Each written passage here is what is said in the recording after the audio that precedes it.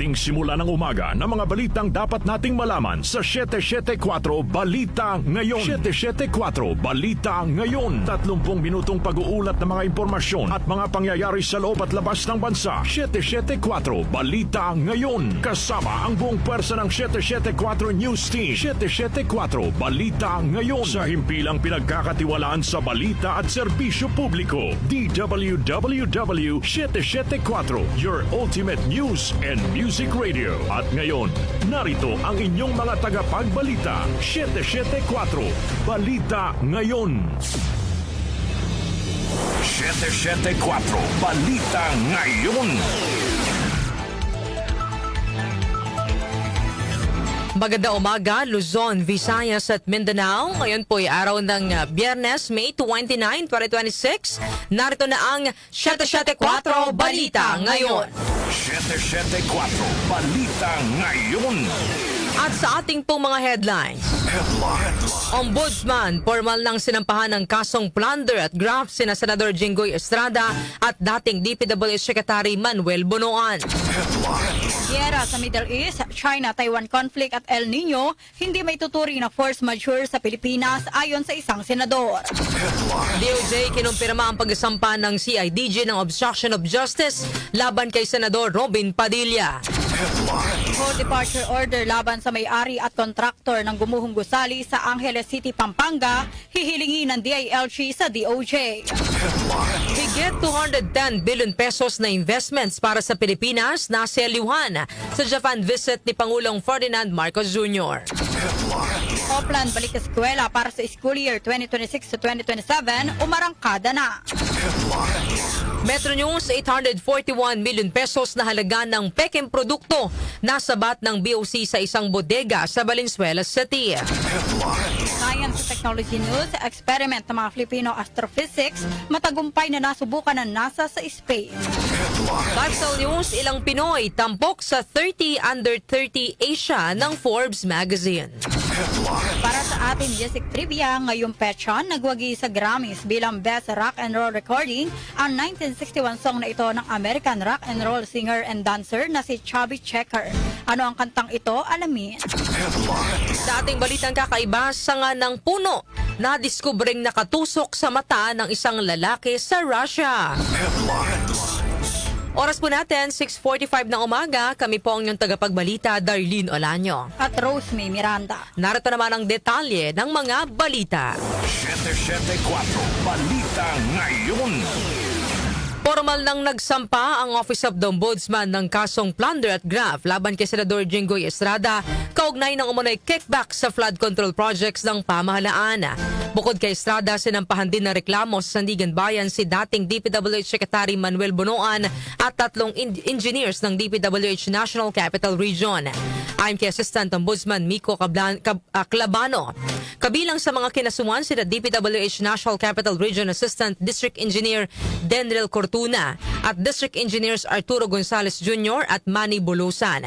Tinanggal naman sa kaso si dating DPWH Undersecretary Maria Catalina Cabral dahil sa kanyang pagbanaw habang hindi isinama sina dating DPWH Undersecretary Roberto Bernardo, dating Bulacan District Engineer Henry Alcantara at dating NCR Regional Director Herald Operencia dahil nasa ilalim ang mga ito ng Witness Protection Program.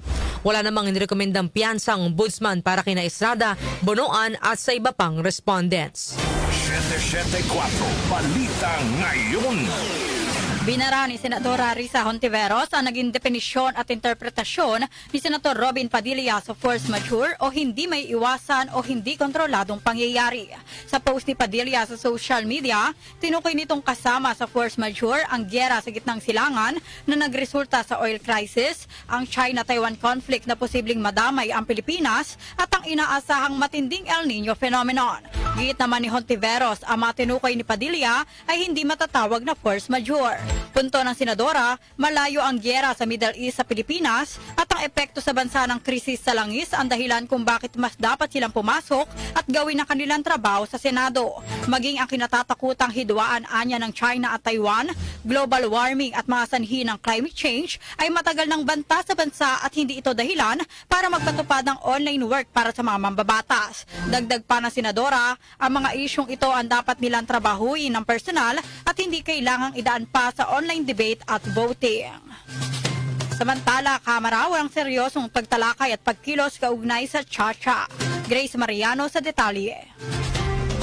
Nilinaw ni House Deputy Speaker at Iloilo Representative Janet Garin na hindi seryosong pinag-uusapan sa Kamara ang tungkol sa pagsasagawa ng Constituent Assembly para bigyang daan ng charter change. Tugon ito ni Garin sa sinabi ni Senator Amy Marcos na planong ikasa ang CONAS para amyendahan ang konstitusyon sa layuning mapahaba ang termino ng kasalukuyang administrasyon kung hindi makokonvict sa impeachment trial si Vice President Sara Duterte. Sabi ni Garin, mayroong weekly meeting ang mga House Deputy Speakers pero limitado ang mga issue na kanilang tinatalakay tulad ng barangay and sangguniang kabataan elections at mungkahing buwagin ang SK system.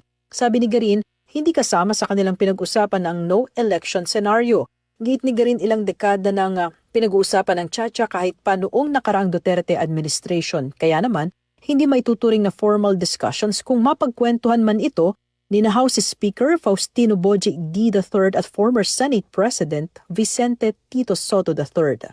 Ito si Grace Mariano para sa DWWW 774, your ultimate music radio. Maraming salamat, Grace Mariano. 774 Balita Ngayon. Kinumpirma naman ng Department of Justice na nagsampa na ng kasong obstruction of justice ang Philippine National Police Criminal Investigation and Detection Group o PNP-CIDG laban kay Senador Robin Padilla. Ayon kay Prosecutor General Richard Fadulyon, nag-ugat ang reklamo sa umano'y pagtulong ni Padilla na makatakas si Senador Ronald Bato de la Rosa. Kasama ni Padilla sa kaso ang 5 pang ibang individual na tumulong umano kay de la Rosa sa pag-alis ito sa Senado noong madaling araw ng May 14 sa kabila ng pagkakaroon nito ng warrant mula sa International Criminal Court o ICC. Pinakakasuhan din ng obstruction of justice ang babaeng security officer ni Padilla na nakuwanan din sa CCTV. Gayon din ang isang pinsan ni Padilla na umano'y may-ari ng isang pick-up na nagsilbing backup vehicle sa pag-alis ni de la Rosa sa Senado.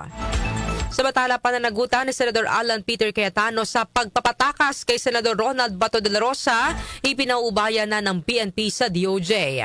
Angel Garcia sa report. Ipinapaubaya na ng Philippine National Police Criminal Investigation and Detection Group sa Department of Justice ang pagbusisi kung may pananagutan din sa Senate President Alan Peter Cayetano sa pagtakas sa Senador Ronald Bato de la Rosa mula sa protective custody ng Senado. Si de la Rosa ay kasalukuyang pinaghahanap bunsod ng inilabas sa arrest warrant ng International Criminal Court. Ayon kay PNP-CIDG Director, Police Major General Robert Alexander Morico II, nasa DOJ na ang pagpapasya kung sino-sino ang dapat sampahan ng kaso base sa mga ebidensyang nakalap at patuloy na inimbestigahan ng pulisya. Hindi naman direktang itinanggi ni Morico ang posibilidad na madamay si Cayetano at sinabing wala na sa kanyang saklaw ang naturang usapin. Matatandang inamin mismo ni De La Rosa na si Cayetano ang humikayat sa kanya na muli magpakita sa Senado matapos ang 6 na buwang pagliban sa sesyon upang makakuha ng sapat na boto para sa mayoriya sa mataas na kapulungan. Sa ngayon, ang tanging opisyal pinangalanan sa inihaing referral ng CIDG ay si Senador Robin Hood Padilla na tumulong sa pagtakas kay De La Rosa mula sa Senate Protective Custody. Angel Garcia ng DWWW 774, your ultimate music radio. Maraming salamat, Angel Garcia. 774 Balita Ngayon. Isa pang balita, inspeksyon sa gusali ng Senado isinagawa ng PNP EOD. Karagdagan detalye ihahatid ni Conde Batak.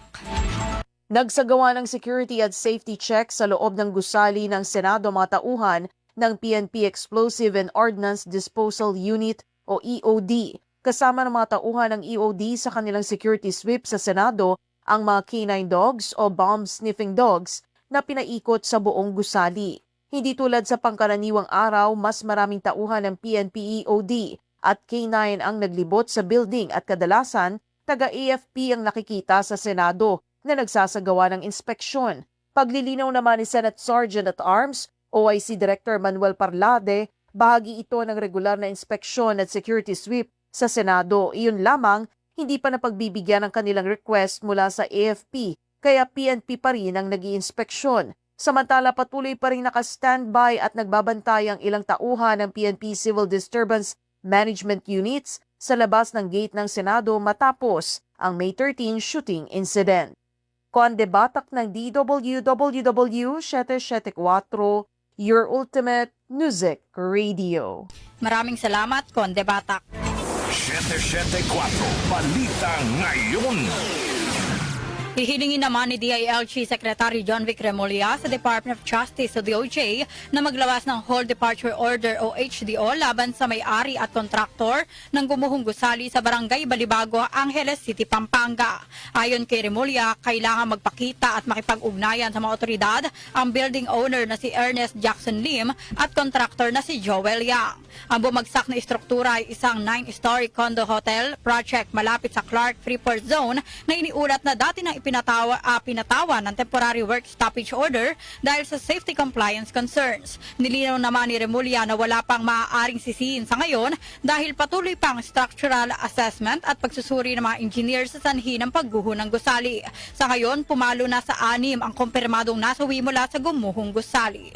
774 Balita Ngayon.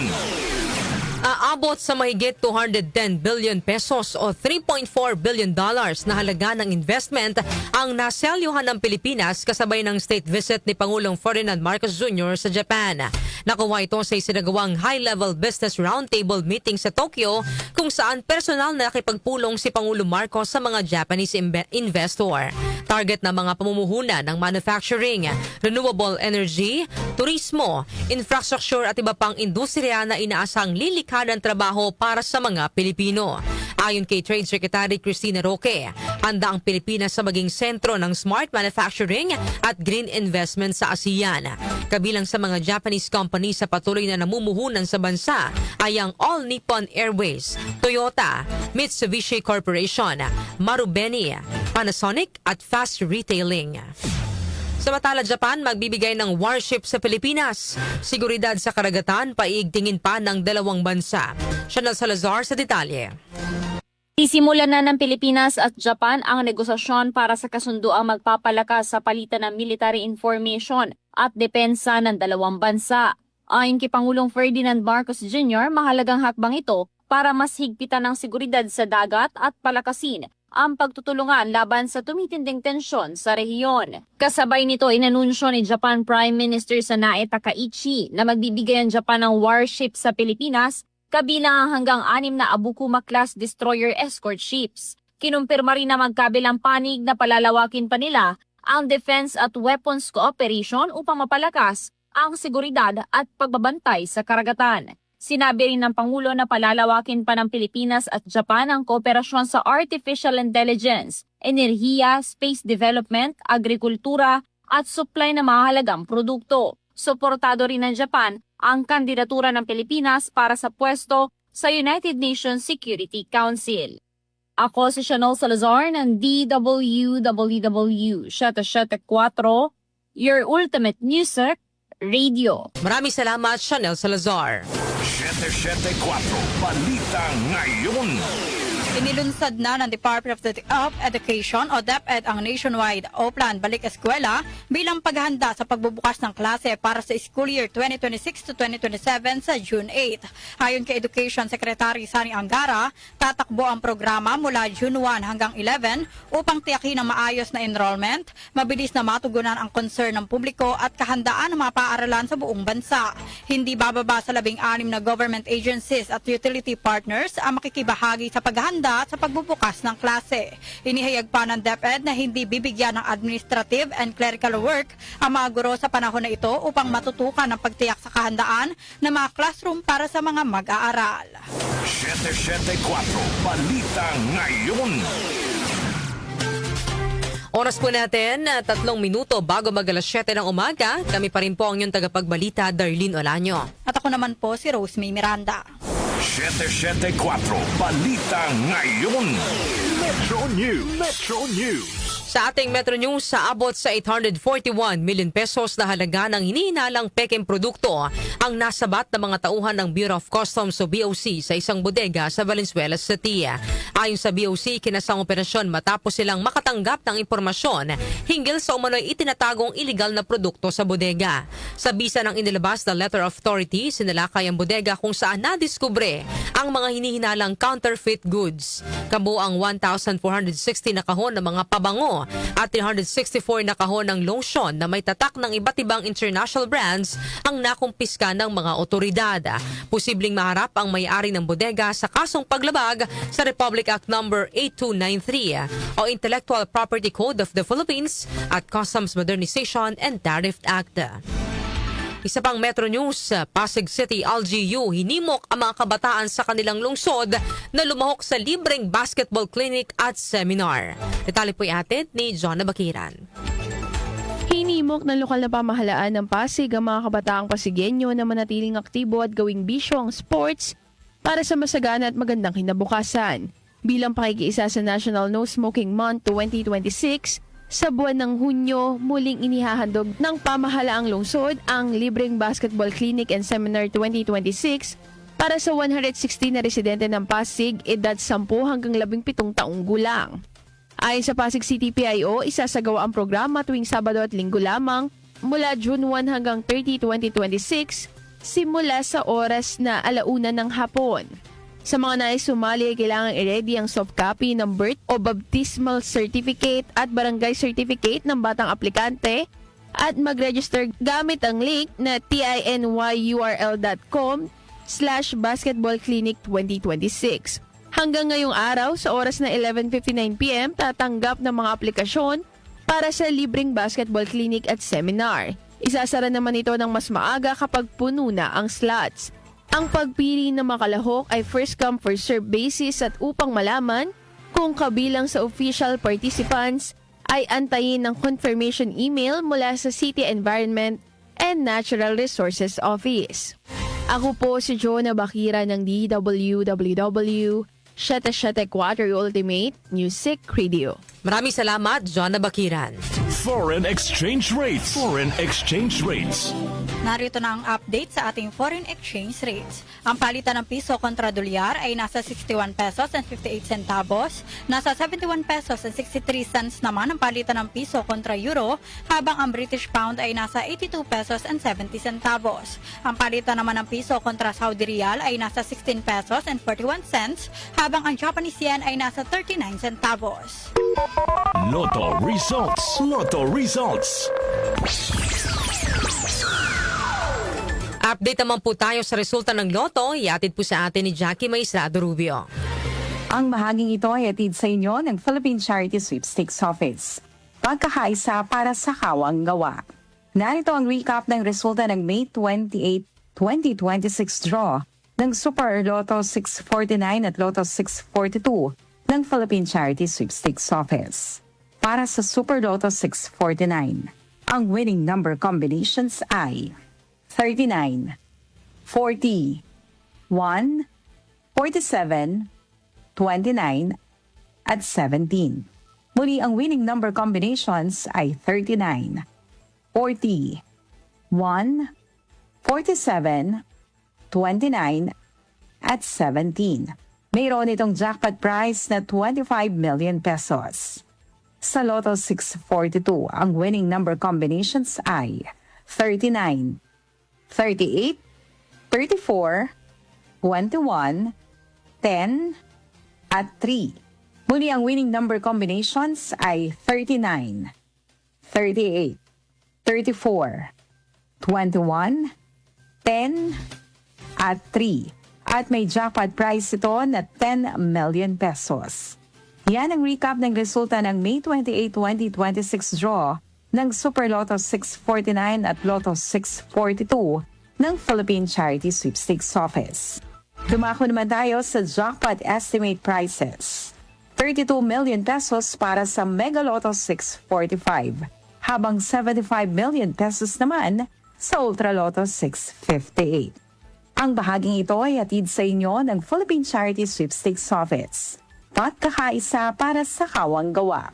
Ako po si Jockey Magistrado Rubio ng DWWW 774, your ultimate music radio. Maraming salamat, Jackie Maestrado Rubio. Science and Technology. Science and Technology.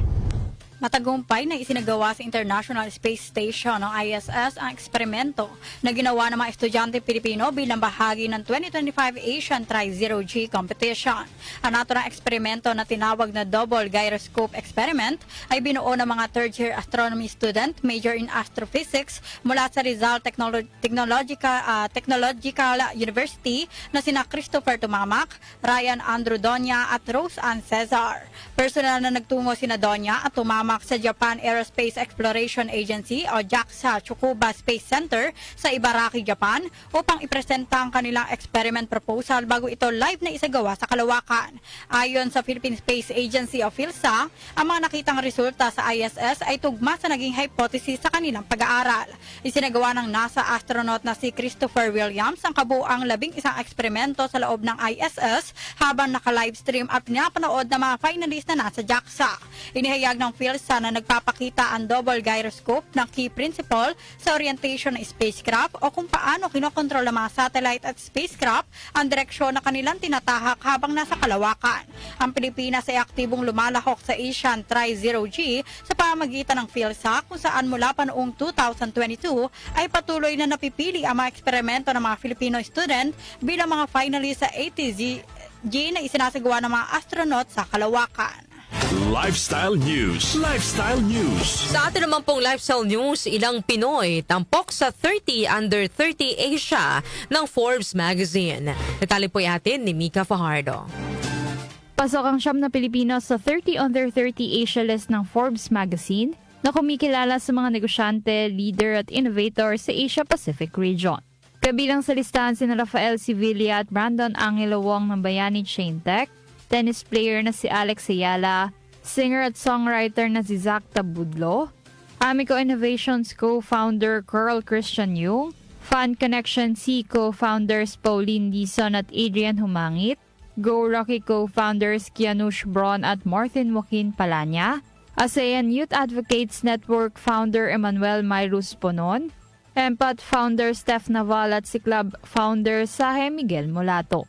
Pinili ang mga kabilang sa listahan mula sa halos 4,000 kandidato na sinuri ng Forbes Asia team at isang panel ng mga hurado batay sa mga factors tulad ng pondo at kita, social at industry impact, product market fit, inventiveness at potential.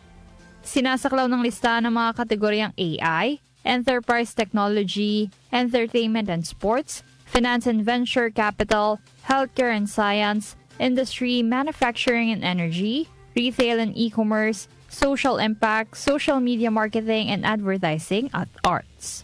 Ang India may pinakamaraming kalahok para sa taong ito na may 78, kasunod ng China na may 46, Australia na may 38 at Japan na may 32. Ako po si Mika Fajardo ng DWWW 774, your ultimate music radio. Maraming salamat, Mika Fajardo. Music Trivia. Music Trivia. Ngayong petsa, nagwagi sa Grammys bilang Best Rock and Roll Recording ang 1961 song na ito ng American rock and roll singer and dancer na si Chubby Checker. Anong kantang ito? Alamin natin sa Music Trivia ni Kenny Acosta. Blessed Friday morning, narito na ang hatid ko sa inyong Music Trivia.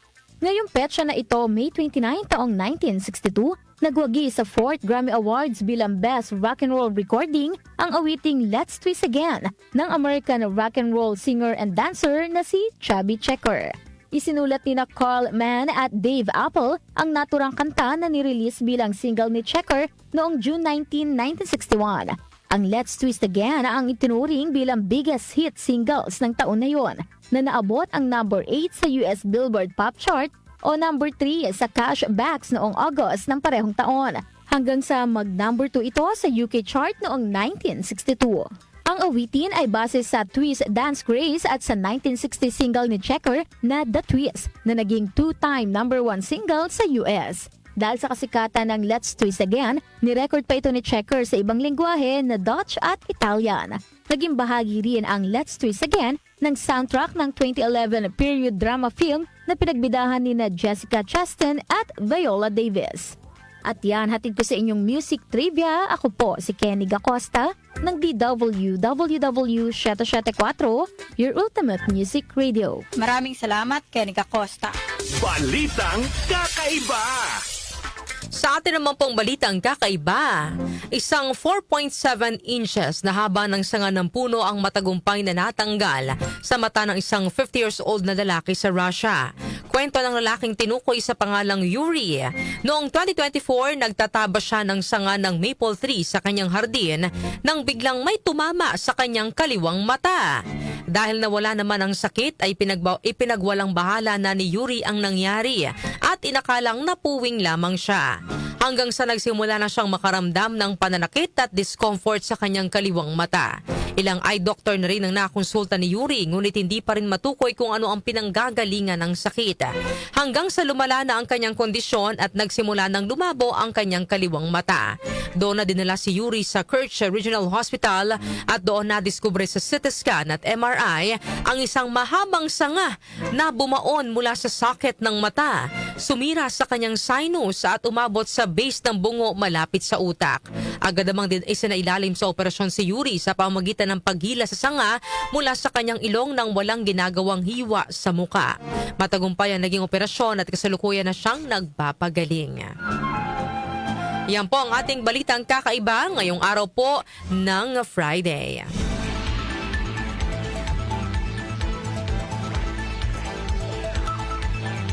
At bago tayo magtapos sa ating balitaan mga kanyusik, ito na po ang ating question of the day. Kaya para sa mga gustong sumali sa ating sinabi niya yon, text mo, opinion mo, radio promo, ito na po ang ating katanungan. Panahon na bang tuluyang maibasura ang K-12 program kasunod ng higit 80% grade 11 students na non-independent readers? Ulitin ko mga kanyusik, panahon na bang tuluyang maibasura ang K-12 program kasunod ng higit 80% grade 11 students na non-independent readers? Para po sa inyong mga opinyon, ang ating pong text line 0929-321-8738. Ulitin ko po, 0929-321-8738. At syempre mga kanyusik, huwag niyo pong kalimutang ilagay ang inyong kompletong pangalan at ang inyong lokasyon, kalakip ng inyong opinyon sa ating topic ngayong araw po na ito. Inyo pong narinig ang mga may init na balita ngayong araw ng Biyernes, May 29, 2026. Kami po ang inyong tagapagbalita, Darlene Olanyo. At Rose May Miranda. Napasa inyo ang 774 Balita Ngayon. 774 Balita Ngayon.